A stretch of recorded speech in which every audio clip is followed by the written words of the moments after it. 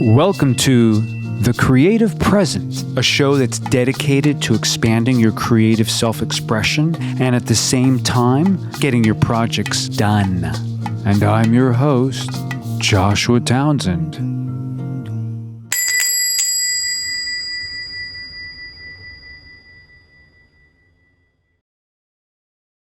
Okay, so we're back on part 2 of the 6-part series about being present and all the things that go along with it. The next one that I want to bring attention to is the focus of attention, because we all have to have a focus of attention. We can focus on anything, anytime, all day, every day. We are choosing or reacting or responding, but ultimately it's our choice of what we're going to respond to in our day-to-day life.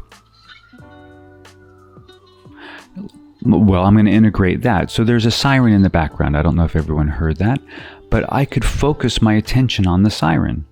That could be my focus of attention. Or I could allow the siren to be in my soundscape and to keep my focus of attention of communicating with you right now. That's a great example. Focus of attention. Where's my focus of attention? Now, I'm going to simplify it for you, and I wish someone had been able to articulate this to me earlier in life, and it's a game changer. And here we go. This is the gold. There are only 3 circles of attention. That's it. 3 circles of attention. And we call them different things depending upon what medium you're working in or what artistry you're doing or what have you. But it's still the same 3 circles of attention. That's it. We as human beings have 3 circles of attention, and they will bounce from one circle to the other in a healthy way, hopefully. And if anyone gets stuck into one of these 3 circles for too long, it will affect the narrative, but it also, as an artist or as a human being, it'll affect you as a person, because then you're locked into one circle of attention. And these are all 3 need to be activated and alive, and at will you choose. Okay, so here they are. First circle of attention is skin in. And what I mean by that is how you feel, how you think and feel, and all the sensory input that's coming into you and how you're processing it. So if I put my circle of attention to me and how I think and how I feel, then that's my circle of attention. That's what I'm putting my focus on. Okay? So that's first circle of attention. And you can use different language around this, but in the film world, this would be called a close-up, okay?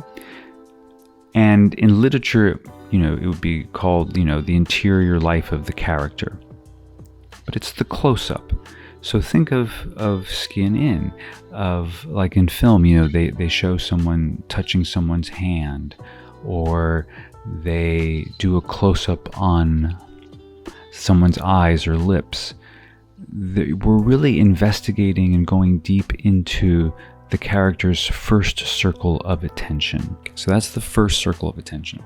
The second circle of attention is that which I, the main character, I put my attention on.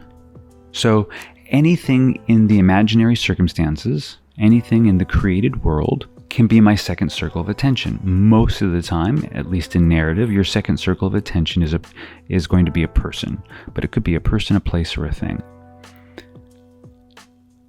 A thing is also a good circle of attention for the second circle. So if I bought a brand new Ferrari, the classic red Ferrari, and I'm sitting there and admiring it, the red Ferrari would be my second circle of attention, right? I'm not putting any attention on me. I'm putting it on the Ferrari.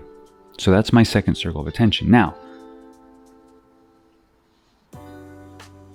the irony is if I wanted to, I could make the second circle of attention, which in this case is the red Ferrari, I could turn the circle of attention and make it about me and go, oh yeah, That's mine. That's my red Ferrari.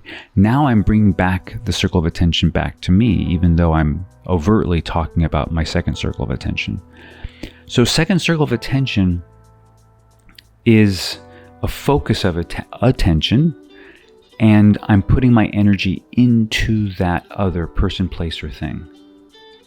And I'm getting feedback as well, and I'm making modifications because I want to impact, I want to persuade, I want to somehow change that second circle of attention, whatever's in that second circle of attention. So if I'm on a date with someone and I'm sitting across from her and we're having a good time and I'm giving her all of my attention, right? She's going to feel that.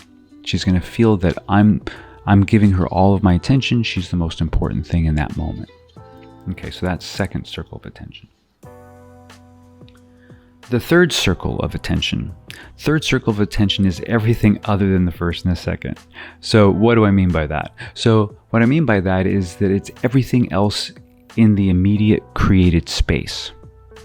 So, or in that reality. So if I'm at the beach, right? If I'm at the beach and I'm walking down the beach, and then the third circle of attention would be the ocean, the long beach ahead of me, the pier, the trees, the seagulls, all those little birds that go up and down with the waves, where they feed on the little crabs or whatever they're eating.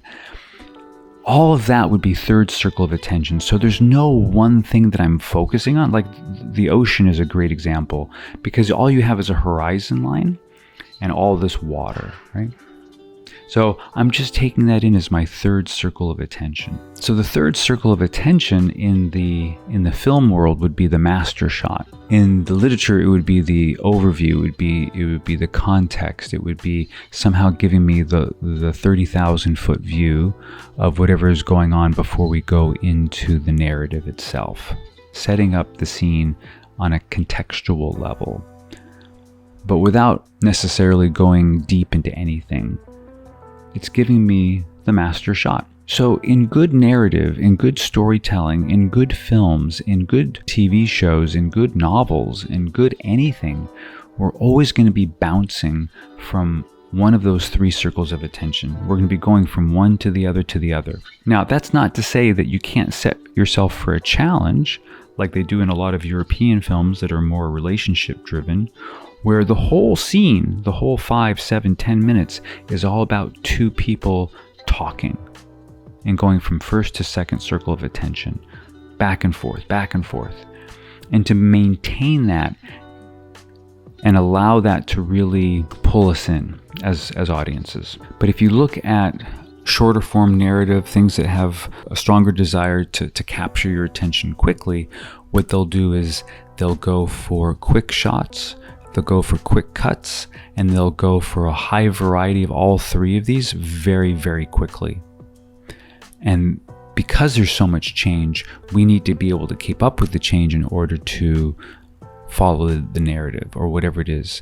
And it's not asking us a lot, it's not demanding a lot of us, because there's so much change, we're just trying to keep up. So that's how you also can use three circles of attention. So focus of attention is critical. Where do I choose to put my focus of attention right now as an artist, as a creative, as a human being? And then when you go into your narrative work, when you go into your artistic creative work, I have three circles of attention. Which one am I focusing on right now? And then what's my change? What's my sequence? What's my transition to and from? So all of this is all predicated on being present. So I hope you join me for the next one, which is part 3, which continues this series of being present.